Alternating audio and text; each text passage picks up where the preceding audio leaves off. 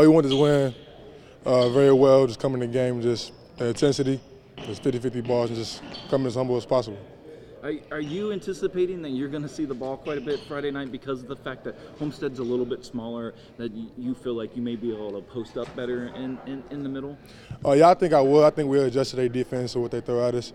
So I think I'll probably get the ball a little bit more and just pass to my teammates for open layups, stuff like that. So, how important of a win is this for you guys Friday night against Homestead?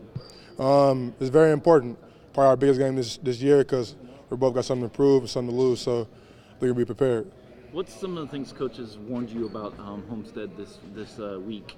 Some of the things you're worried about, like either on offense or defense or on both sides of the ball? Or 2-3, the defense that they run, just them like holding the ball. So really just we've been focusing on what they're going to do, and we got to prepare for it. So. How big will the crowd Friday night here at home, helping you guys, behind you guys, how much will that help you guys, the motivation that you need?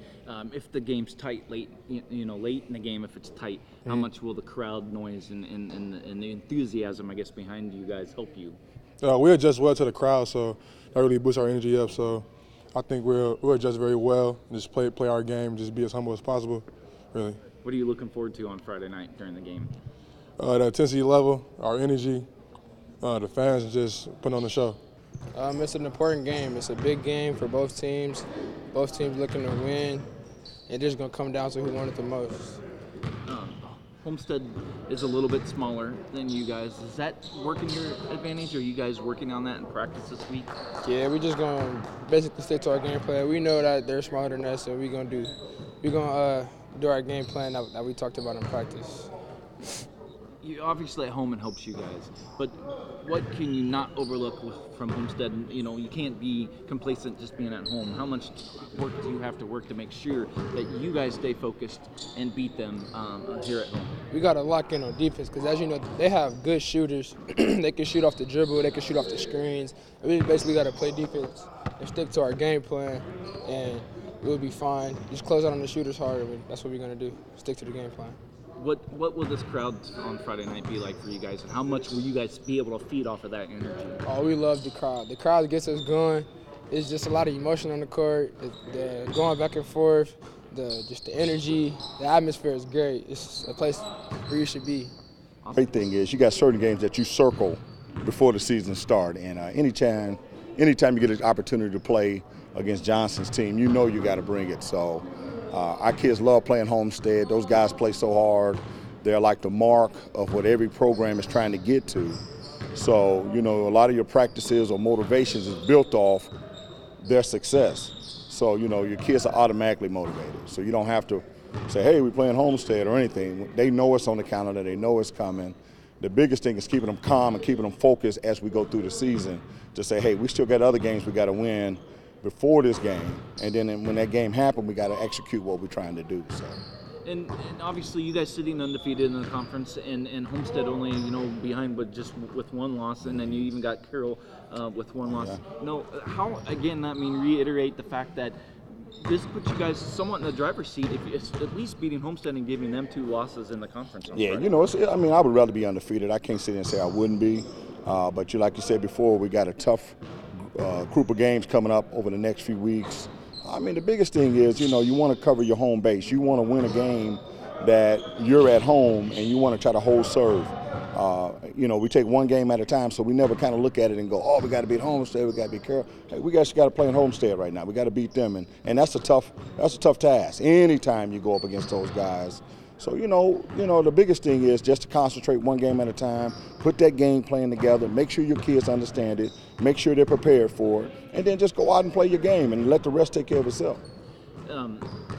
Talking to the guys, one thing they all said was the fact that they're worried about the shooting. Homestead's shooting, they got some sharp shooters. How do you defend against those guys? Yeah, we've been kind of successful against Johnson in the past few years, getting out on the shooters. We're a little bit quicker than a lot of teams, so we're able to get out.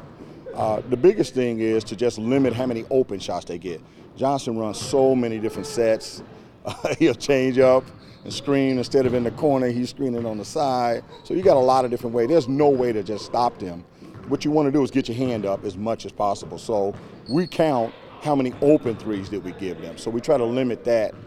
And then on top of that, we try to pressure them as much as we can, so that way they got to try to run them off the three-point line. It's not always successful, but that's at least what you're trying to do. But he runs so many screens, it's tough to do. So our kids just got to understand that we got to communicate more than any other time against probably any other team, against Johnson's team, because they're constantly screening. And so we got to make sure our defense is able to talk the whole game. And also, Homestead's a little bit smaller. How will you be able to use Sid to help you out in that? Well, the biggest thing I look at is that they haven't been that big since Biggie left, but he always got super tough kids. You know what I mean? And his kids are smaller, but they block out. Perfect. They put themselves in position. They real tough. His kids, you could tell, are lifting weights. So even though they're not tall in stature, they play bigger. And they got a couple of kids right now that they're two of the toughest kids you're gonna face inside interior defense. So it's not about size. His kids got a lot of big heart. They play hard. They go to war with you, and they're not gonna give you anything. They're not gonna back down, no matter how bad you want it. They're not gonna back down. So I just tell people, see it like, hey man, just play your game, and let's not worry about fouls. Let's not worry about if they call a charge or not. Just play hard. And if they beat us because we playing our best and we playing hard, hey, we'll walk out of here, shake their hand, and say, great game.